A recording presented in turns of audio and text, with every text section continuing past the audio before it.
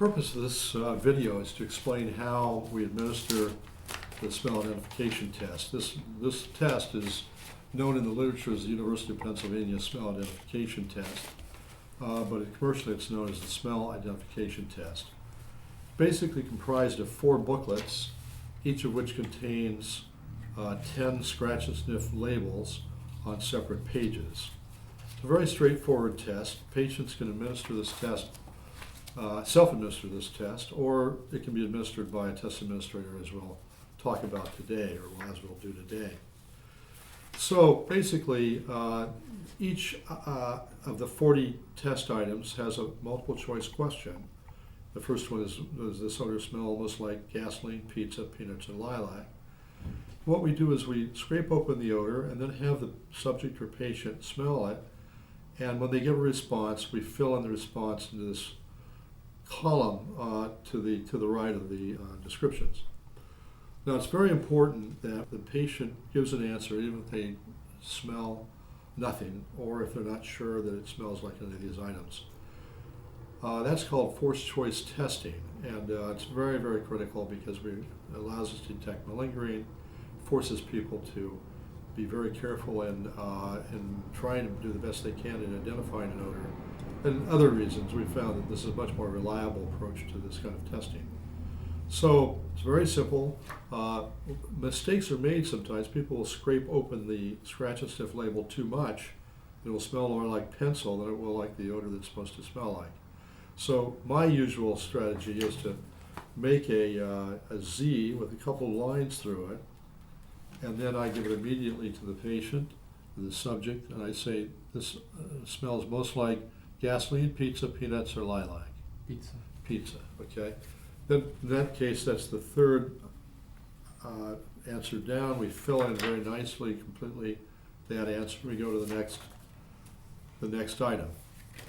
So again, we mark with a Z, a couple lines through there. Big sniff. Does that smell like dill pickle, bubblegum, wintergreen, or watermelon? Bubblegum. Bubblegum, okay. So we fill in the answer B. So this is very straightforward. We go through and do this through all 4 booklets. Does it smell most like tomato, licorice, strawberry, and menthol? Menthol. Menthol, okay.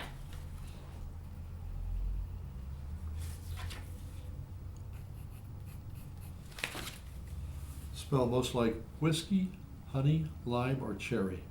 Cherry.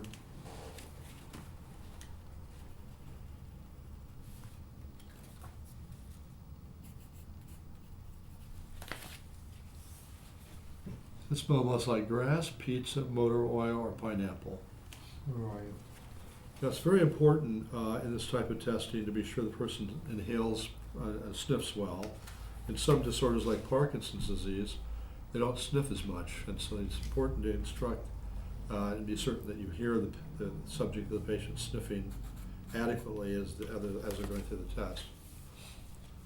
This soda smells most like skunk, mint, fruit punch, or cola. White. Mint? Mint.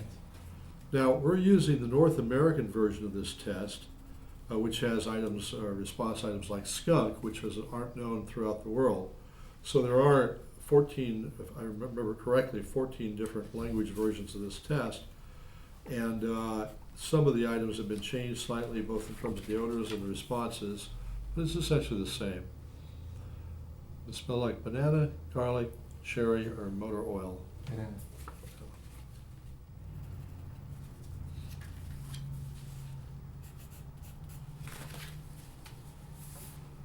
Does it smell most like licorice, clove, chili, or banana? Clove.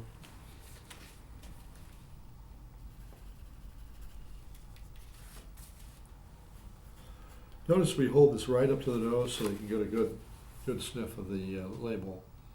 Clove, lilac, leather, or apple? Leather.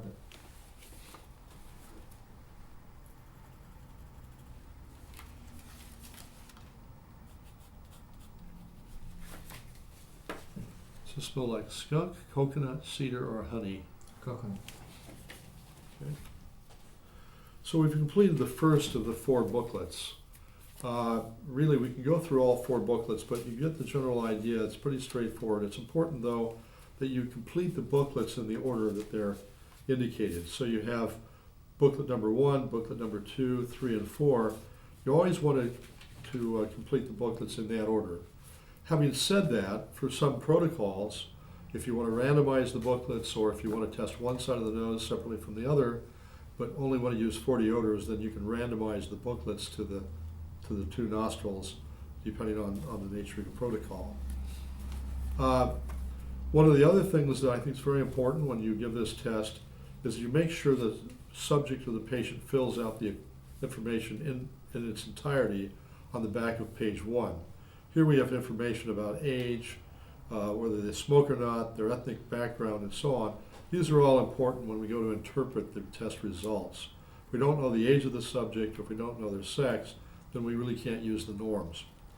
So that's very handy, but sometimes, particularly in research studies, people will collect a lot of data, fail to put the names on the back of each page, they trip in the hallway, and all of a sudden they don't know whose data is who. So paying attention to detail on a test like this is very, very critical.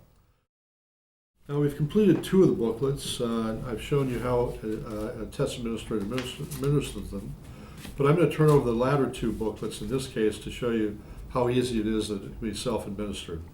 So the subject is going to go through this himself and basically fill out the answers. Now, one of the important aspects of this kind of testing is that you have to get an answer for every single item. And sometimes when people self-administer this test, they basically skip over an odor, don't notice it, forget to fill it in, and that sort of invalidates the whole test. So you need to really have an answer for every item.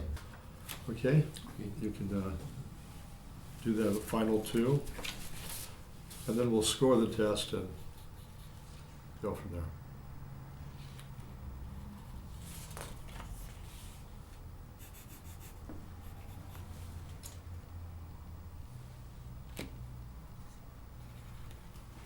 Now, some subjects will complain that they think it's strange that they can't smell the odor if it's a different type of odor, that they are forced to make a choice. And the important thing is to emphasize to them that it's really critical that an answer be made on every single item, or there's no purpose of doing the test.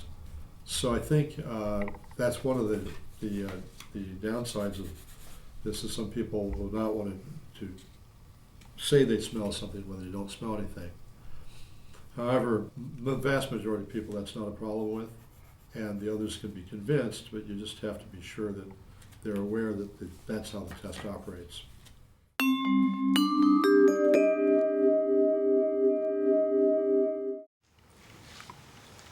So once all the items have been filled out, you check to be sure that none were missed.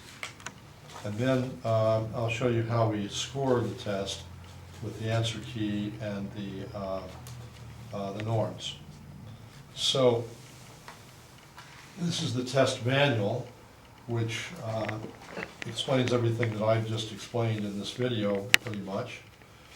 In the manual, we do have the scoring keys, the back page of the manual, and so you go basically to the first booklet, you open it up, and then you go through, put the items and numbers on the key that correspond to the item numbers on the test, you score it. You can see in this case, you look in what's been filled in here, and this individual missed just one,